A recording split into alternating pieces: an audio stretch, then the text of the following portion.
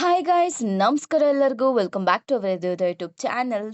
ಇವತ್ತು ನಾನು ನಿಮಗೆ ಯಾವ ರೀತಿ ಈ ಎಕ್ಸಾಮ್ ಅಂದರೆ ವಿ ಟಿ ಯು ಎಕ್ಸಾಮ್ನ ಪಾಸ್ ಆಗೋದು ಅಂತ ಹೇಳ್ತೀನಿ. Okay.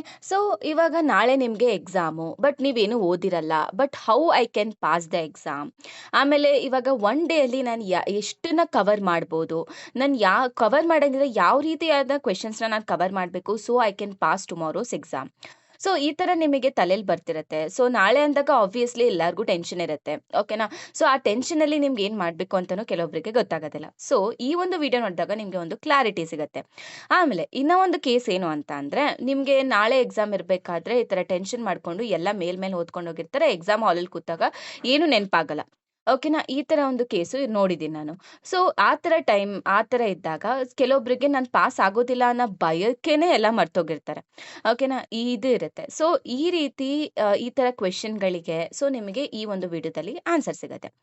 Okay.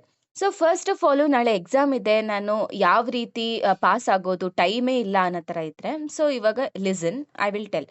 So one day pass strategy ಏನು ಅಂತ ಅಂದರೆ, ಆಲ್ವೇಸ್ ಏನು ಮಾಡಬೇಕು ಅಂದರೆ, ನಿಮ್ಮ ಕ್ವೆಶನ್ ಪೇಪರಲ್ಲಿ which gains you the lot of marks, like choose 8 questions which gives you maximum marks. ಅಂದ್ರೆ ಇವಾಗ ವಿ ಟಿ ಯು ಎಕ್ಸಾಮ್ಸ್ ಅಲ್ಲಿ ಸೊ ಮ್ಯಾಕ್ಸಿಮಮ್ ಮಾರ್ಕ್ಸ್ ಎಷ್ಟು? 10 ಮಾರ್ಕ್ಸ್ ಅಲ್ವಾ? ಒಂದು ಕ್ವೆಶನ್ಗೆ 10 ಮಾರ್ಕ್ಸ್ ಕೊಡುವಂಥ ಚಾನ್ಸಸ್ ಇರುತ್ತೆ. ಮತ್ತೆ ಅದು ಬಿಟ್ಟರೆ ಇನ್ನೂ ಮ್ಯಾಕ್ಸಿಮಮ್ ಮಾರ್ಕ್ಸ್ ಏನು? 8 marks. So always choose 8 questions which gives you a large amount of marks. Okay. So ಇವಾಗ ನಾವು 8 ಕ್ವೆಶನ್ಸ್ನ ಚೂಸ್ ಮಾಡಿದ್ದೀವಿ. ಸೊ ಅದು ನಮಗೆ ತುಂಬ ಮಾರ್ಕ್ಸ್ ಕೊಡುವಂಥ ಕ್ವೆಶನ್ಸ್. ಓಕೆ. ಸೊ ಇವಾಗ ಈ ಒಂದು 8 ಕ್ವೆಶನ್ಸಲ್ಲಿ ನೀವು 4 ಕ್ವೆಶನ್ ಚೂಸ್ ಮಾಡಿ which you are 100% confident. Obviously ನಾನು ಹೇಳ್ತೀನಿ, ಯಾವ ಸ್ಟೂಡೆಂಟು ಕೂಡ ಸೊ ಏನು ಓದದೆ ಎಕ್ಸಾಮ್ ಹಾಲಲ್ಲಿ ಕುತ್ಕೊಳ್ಳೋ ಅಷ್ಟು ಇಲ್ಲ, ಓಕೆನಾ? ಆಬ್ವಿಯಸ್ಲಿ ಅವ್ರು ಏನಾದರೂ ಒಂದು ಸ್ವಲ್ಪ ಓದೇ ಇರ್ತಾರೆ. Okay. So choose those questions which you are completely confident, 100% confident. ಆ ಥರ 4 ಕ್ವೆಶನ್ಸ್ನ ಚೂಸ್ ಮಾಡಿ.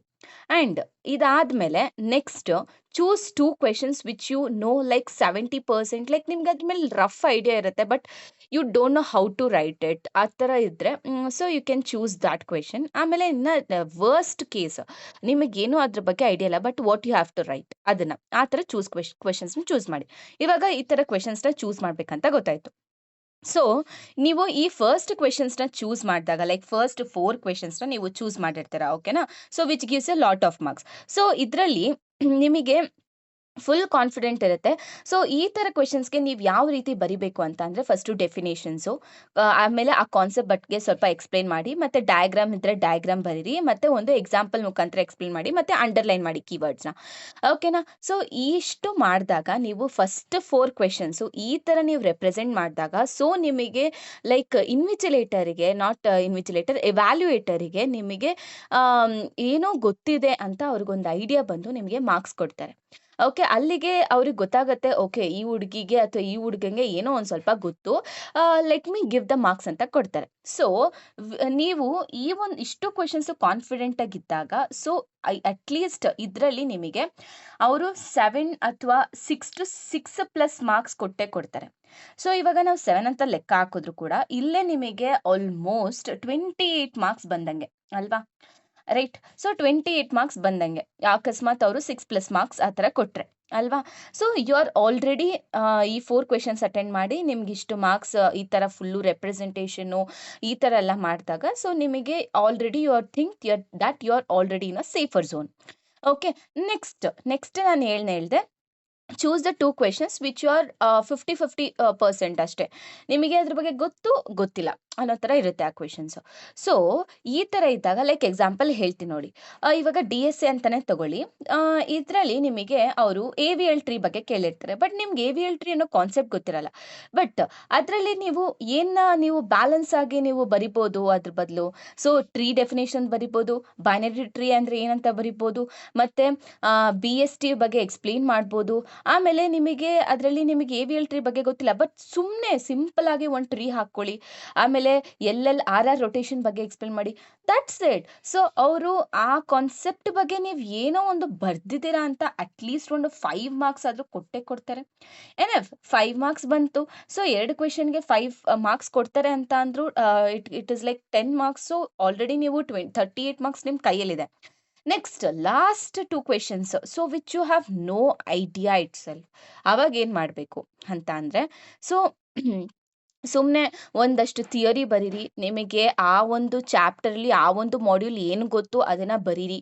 ಏನೋ ಒಂದು ಫಾರ್ಮುಲಾ ಇದ್ದರೆ ಫಾರ್ಮುಲಾ ಬರೀರಿ, ಡಯಾಗ್ರಾಮ್ ಇದ್ದರೆ ಡಯಾಗ್ರಾಮ್ ಬರೀರಿ, ನಿಮ್ಮ ಓನ್ ಫ್ಲೋ ಚಾರ್ಟ್ಸ್ ಬರೀರಿ, write your disadvantages and advantages. So ಅವರು 5 ಕೊಡೋ ಜಾಗದಲ್ಲಿ for 10 marks they can give the 3 marks also, right? So 3+ marks ಸಿಕ್ಕಿದ್ರೆ ಸಾಕಲ್ವಾ? So 6 marks already you have landed till like 44 ಮಾರ್ಕ್ಸ್ಗೆ ನೀವು ಬಂದಿರ್ತೀರ. ಓಕೆ, ಸೊ 44 ಮಾರ್ಕ್ಸ್ ನಿಮಗೆ ಲೈಕ್ 44+ ಮಾರ್ಕ್ಸ್ ನಿಮಗೆ ಬರುತ್ತೆ. ಓಕೆ, ಅಷ್ಟೇ, ಪಾಸ್ ಆಗೋಯ್ತು, passing is done, that's it. But so ಇದು ಆಗ್ಬೇಕಂತ ಅಂದ್ರೂ ನೀವು ಫಸ್ಟ್ 4 ಕ್ವೆಶನ್ಸ್ಗಾದ್ರೂ ನೀವು ಪ್ರಿಪೇರ್ ಆಗಬೇಕಾ? ಓಕೆ, ಈ ಒಂದು 4 ಕ್ವೆಶನ್ಸು ಅಥವಾ ಈ ಒಂದು 4 to 6 ಕ್ವೆಶನ್ಸ್ ನೀವು ಹೆಂಗೆ ಪ್ರಿಪೇರ್ ಆಗಬೇಕು is a question, right? So ನೀವೇನು ಮಾಡಬೇಕು ಅಂತ ಅಂದರೆ, so if you are writing the exam, like example ನಾನು ಕೊಡ್ತೀನಿ. ಇವಾಗ ನೀವೇನು ಡಿಸೆಂಬರ್ ಜಾನಲ್ಲಿ ಬರೀತಿರ್ತೀರಾ ಅಥವಾ ಜೂನ್ ಜುಲೈ ಪೇಪರಲ್ಲಿ ಜೂನ್ ಜುಲೈ ಸ್ಟೂಡೆಂಟ್ ಆಗಿರ್ತಾರೆ, ನೀವು ಆ ಒಂದು ಮಂತಲ್ಲಿ ನೀವು ಎಕ್ಸಾಮ್ ಬರೀತೀರಾ. So consider that is June July ಅಂತ ಅಂದರೆ ನೀವು ಯಾವ್ಯಾವ ಪೇಪರ್ನ ರೆಫರ್ ಮಾಡ್ಬೋದು ಅಂತ ನಾನು ಹೇಳ್ತೀನಿ. So if you are writing in June July, so you can refer like December Jan paper, ಅಂದರೆ ನಿಮ್ಗಿಂತ ಹಿಂದಿನ ಪೇಪರು. ಸೊ ವರ್ಷಕ್ಕೆ 2 ಪೇಪರ್ ಇರುತ್ತೆ, ಓಕೆನಾ? ಸೊ ಡಿಸೆಂಬರ್ ಜಾನ್ ಮತ್ತು ಇನ್ನೊಂದು ಜೂನ್ ಜುಲೈ ತಗೊಳ್ಳಿ, ಇನ್ನೂ ಒಂದು ಅದಕ್ಕಿಂತ ಮುಂಚಿಂದು ಡಿಸೆಂಬರ್ ಜಾನ್ ಪೇಪರ್ ತಗೊಳ್ಳಿ. ಆಮೇಲೆ ಮಾಡೆಲ್ ಕ್ವೆಶನ್ ಪೇಪರ್ ತಗೊಳ್ಳಿ, ಓಕೆನಾ? So model question paper at least ನಿಮಗೆ ಒಂದು ಸಿಗುತ್ತೆ. ಸೊ ಕೆಲವೊಂದು ಸಬ್ಜೆಕ್ಟ್ಗೆ ನಿಮಗೆ 2 ಮಾಡೆಲ್ ಕ್ವೆಶನ್ ಪೇಪರ್ ಕೊಟ್ಟಿರ್ತಾರೆ, ಕ್ಲಿಯರ್? ಸೊ ಇಷ್ಟು ಪೇಪರ್ನ ನೀವು ತಗೊಳ್ಳಿ. ಇಷ್ಟು ಪೇಪರಲ್ಲಿ ಫಸ್ಟ್ ಆಫ್ ಆಲ್ ನಾನು ಹೇಳ್ಕೊಡ್ತೀನಿ ಯಾವ ರೀತಿ ನೀವು ಕ್ವೆಶನ್ನ ಸೆಲೆಕ್ಟ್ ಮಾಡ್ಕೊಳ್ಬೇಕು ಅಂತ. ಸೊ ಇವಾಗ ನಿಮಗೆ ಫಸ್ಟ್ ಮಾಡ್ಯೂಲಲ್ಲಿ ಅಟ್ ಲೀಸ್ಟ್ 1 ಕ್ವೆಶನ್ ಆದರೂ ರಿಪೀಟ್ ಆಗದೆ ಇರತ್ತಾ? ಈ 4 ಪೇಪರಲ್ಲೂ ಕೂಡ 1 ಕ್ವೆಶನ್ ಕಾಮನ್ ಇರಲ್ವಾ? ಅಟ್ಲೀಸ್ಟ್ 3 ಪೇಪರ್ಸಲ್ಲಿ ಕಾಮನ್ ಇರಲ್ವಾ? ಸೊ ಆ ಥರ ಕ್ವೆಶನ್ನ ಸೆಲೆಕ್ಟ್ ಮಾಡ್ಕೊಳ್ಳಿ. ಆ ಒಂದು ಮಾಡ್ಯೂಲಲ್ಲಿ ನೀವು ಒಂದೇ ಒಂದು ಕ್ವೆಶನ್ ಆ ಥರ ಸೆಲೆಕ್ಟ್ ಮಾಡಿಕೊಂಡು if you are perfect with that question, ಮತ್ತು ನಿಮ್ಮ ಎಕ್ಸಾಮಲ್ಲಿ ನೀವು ಅದನ್ನು ಆರಾಮಾಗಿ ಬರಿಬೋದು. ಆಮೇಲೆ ಈ ಥರ ಕ್ವೆಶನ್ಸು ನಿಮಗೆ ಒಂದಲ್ಲ, ಆ್ಯಕ್ಚುಲಿ ನಿಮಗೆ 2ರಿಂದ 3 ಕ್ವೆಶನ್ ಸಿಗುತ್ತೆ. ಅಟ್ಲೀಸ್ಟ್ ಏನಿಲ್ಲ ಅಂದರೂ 2 ಕ್ವೆಶನ್ ಆದರೂ ನಿಮಗೆ ಸಿಕ್ಕೇ. ಓಕೆನಾ? ಸೊ ಈ ಥರ ನೀವು ಪರ್ ಮಾಡ್ಯೂಲು 2 ಕ್ವೆಶನ್ಸ್ 2 ಕ್ವೆಶನ್ಸ್ ಅಂತ ಓದ್ಕೊಂಡು ಹೋದ್ರು ನಿಮ್ಮ ಎಕ್ಸಾಮಲ್ಲಿ ಈ ಒಂದು ಕಾನ್ಸೆಪ್ಟ್ ನಾನು ಹೇಳಿದ್ದಲ್ವಾ 8 ಕ್ವೆಶನ್ಸು, ಆರಾಮಾಗಿ ನೀವು 8 ಕ್ವೆಶನ್ಸ್ನ ನೀವು ಅಟೆಂಪ್ಟ್ ಮಾಡ್ಬೋದು, ಓಕೆನಾ? ಸೊ ಈ ಥರ this is a passing strategy, ಈ ಥರ ಪಾಸ್ ಆಗೋದು, ಓಕೆನಾ? ಅರ್ಥ ಆಯ್ತಾ? ಏನಾದರೂ ಡೌಟ್ಸ್ ಇದ್ದರೆ ಕಮೆಂಟ್ ಬಾಕ್ಸಲ್ಲಿ ಕಮೆಂಟ್ ಮಾಡಿ, ಓಕೆ? ಬಟ್ ಒನ್ ಥಿಂಗ್ ಏನು ಅಂತ ಅಂದರೆ, ನೀವು ಸ್ಟಾರ್ಟಿಂಗಲ್ಲಿ ಬರೀತೀರಾ ಅಲ್ವಾ, so you have to represent in a very clean way. ನಿಮ್ಮ ಹ್ಯಾಂಡ್ ರೈಟಿಂಗ್ ಆಗಲಿ ಗೈಸ್ ನಿಮಗೆ 3 ಅವರ್ ಇರುತ್ತೆ. ಸೊ ಪಾಸ್ ಆಗೋಕ್ಕೆ 3 ಅವರ್ ಬೇಕಾ? ಎಂಥದ್ದು ಇಲ್ಲ, ಓಕೆನಾ?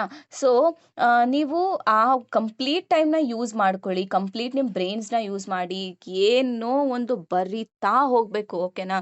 ಸೊ ಸ್ಟ್ರಕ್ಚರ್ಡ್ ಆಗಿ ಪಾಯಿಂಟ್ಸ್ ಹಾಕಿ, ಡಯಾಗ್ರಾಮ್ ಗೊತ್ತಿಲ್ವಾ ಗೈಸ್? ಆ್ಯಕ್ಚುಲಿ ಹೇಳಬೇಕು ಅಂದರೆ ಕ್ವೆಶನ್ಸಲ್ಲಿ ಡಯಾಗ್ರಾಮ್ ಇಂಪಾರ್ಟೆಂಟ್. ನಿಮಗೆ ಡಯಾಗ್ರಾಮ್ ಇದೆ ಅಂತ ಗೊತ್ತು, ಬಟ್ ನಿಮಗೆ ನೆನಪಿಲ್ಲ ಆ ಡಯಾಗ್ರಾಮು.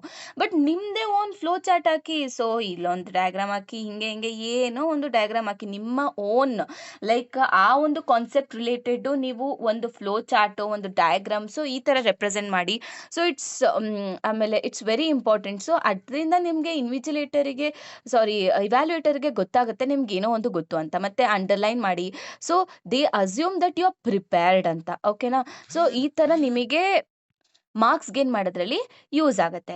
ಆ್ಯಕ್ಚುಲಿ ಹೇಳಬೇಕು ಅಂದರೆ VTU ಅಲ್ಲಿ ಫಸ್ಟಿಗೆ ಇವಾಗ ಯಾವುದೇ ಇನ್ವಿಜಿಲೇಟರ್ ಆದರೂ ಯಾವುದೇ ಪೇಪರ್ ಮೇಲೂ ಕೂಡ ಏನಂದರೆ 6 to 7 ಮಿನಿಟ್ಸ್ ಅಷ್ಟೇ ಸ್ಪೆಂಡ್ ಮಾಡ್ತಾರೆ. ಆ 6 to 7 ಮಿನಿಟ್ಸಲ್ಲಿ 100 ಮಾರ್ಕ್ಸ್ ಓದ್ಕೊಂಡು ಕುತ್ಕೊತಾರೆ ಅಂತ ಅಂದ್ಕೊಳ್ತೀರಾ? ಓಕೆ, ಇಲ್ಲ ಅಲ್ವಾ? ಸೊ ನೀವು ಫಸ್ಟಿಗೆ ನೀವು ಯಾವ ರೀತಿ ನೀವು ಇಂಪ್ರೆಷನ್ನ ಕ್ರಿಯೇಟ್ ಮಾಡ್ತೀರಾ, ಸೊ ಆ ರೀತಿ ನಿಮಗೆ ಏನಾಗುತ್ತೆ, ಮಾರ್ಕ್ಸ್ ಸಿಗ್ತಾ ಹೋಗುತ್ತೆ. ಸೊ ನೀವು ಸ್ಟಾರ್ಟಿಂಗಲ್ಲಿ ಗಜಿಬಿಜಿ ಸ್ಕ್ರ್ಯಾಚಸ್ಸು ಅದು ಇದು ಓವರ್ ರೈಟ್ ಮಾಡೋದು ಈ ಥರ ಎಲ್ಲ ಮಾಡಿದ್ರೆ ಇನ್ವಿಜಿಲೇಟರ್ಗೆ ಅಲ್ಲೇ ಇರಿಟೇಟ್ ಆಗೋಗ್ಬಿಡ್ತಾರೆ. ಬಿಕಾಸ್ ಅದೊಂದು ರಿಪಿಟೇಟಿವ್ ಟಾಸ್ಕ್, ಓಕೆನಾ? ಲೈಕ್ ನಿಮ್ದು ಒಬ್ಬರದೇ ಪೇಪರ್ ಇಲ್ಲ, ಅವ್ರು ನಿಮ್ಗಿಂತ ಮುಂಚೆ ತುಂಬ ಪೇಪರ್ಸ್ ಕರೆಕ್ಟ್ ಮಾಡಿರ್ತಾರೆ ಅವರು, ರೈಟ್? ಸೊ ನೀವ್ ಈ ತರ ಕೊಟ್ಟಾಗ ಅವರಿಗೆ like they will be getting irritated, ಆಮೇಲೆ ನಿಮ್ಮ ಮಾರ್ಕ್ಸೇ ಹೋಗುತ್ತೆ. ಸೊ ಅದಕ್ಕೆ ಯಾವತ್ತೂ ಅಷ್ಟೇ ಫಸ್ಟಿಗೆ ಕಂಟೆಂಟು ಮತ್ತೆ quality it is very important. ಓಕೆನಾ? ಸೊ ಇವಾಗ ಒಂದು 10 ಮಾರ್ಕ್ಸ್ ಕೊಟ್ಟಿದ್ದಾರೆ ಅಂದ್ರೆ you have to be capable of writing 2.5 pages. Okay. So 2.5 pages ನೀವು ಬರೆಯೋಷ್ಟು ಕೆಪಾಸಿಟಿ ನೀವು ಇರಬೇಕು, ಮತ್ತೆ ಹಂಗೆ ಬರಿಬೇಕು ಕೂಡ. ಕಂಟೆಂಟ್ ಪ್ಲಸ್ ಕ್ವಾಲಿಟಿ ಎರಡೂ ಇರಬೇಕು. ಆಮೇಲೆ ನೆಕ್ಸ್ಟ್ ನಾನು ಹೇಳ್ದೆ ಅಲ್ವಾ, ನೆಕ್ಸ್ಟ್ 4 to 5 ಕ್ವೆಶನ್ಸ್ ನಿಮಗೆ ಗೊತ್ತೇ ಇರಲ್ಲ. Like you will be like ನನಗೆ ಅರ್ಧಂಬರ್ಧ ಗೊತ್ತು ಅಂತ ಅಂದಾಗ ನಿಮಗೆ ಫಸ್ಟ್ಗೆ ಒಂದು ಸ್ವಲ್ಪ ಬರಿ, ಆಮೇಲೆ ಕತೆ ಬರ್ಕೊಂಡು ಹೋಗಿ ಅಷ್ಟೇ. ಓಕೆನಾ? So first starting is very important ಅಷ್ಟೇ. ಇಷ್ಟು ಬಿಟ್ಟರೆ ಇನ್ನೇನೂ ಇಲ್ಲ. ಸೊ ದಿಸ್ ವಾಸ್ ಏನಂತೀರಾ, approach you can follow if you are this is a worst case of approach, and don't apply for everything. But ಏನು ಅಂತ ಅಂದರೆ ಈ ಥರನೂ ಮಾಡ್ಬೋದು. But always try to select 8 to 9 questions, okay, in your paper. This was my honest answer ಅಷ್ಟೇ. So ಇನ್ನೂ ಒಂದು ಏನು ಹೇಳಬೇಕು ಅಂದರೆ, ನಿಮ್ಗೆ ಆಲ್ರೆಡಿ ಬೇಸ್ ನಾಲೆಡ್ಜ್ ಗೊತ್ತಿರುತ್ತೆ. So just you need to connect the concept logically. Okay. So write it in or put it in a structured way. Okay. So ಅಷ್ಟು ಹೇಳ್ತಾ, so thank you so much.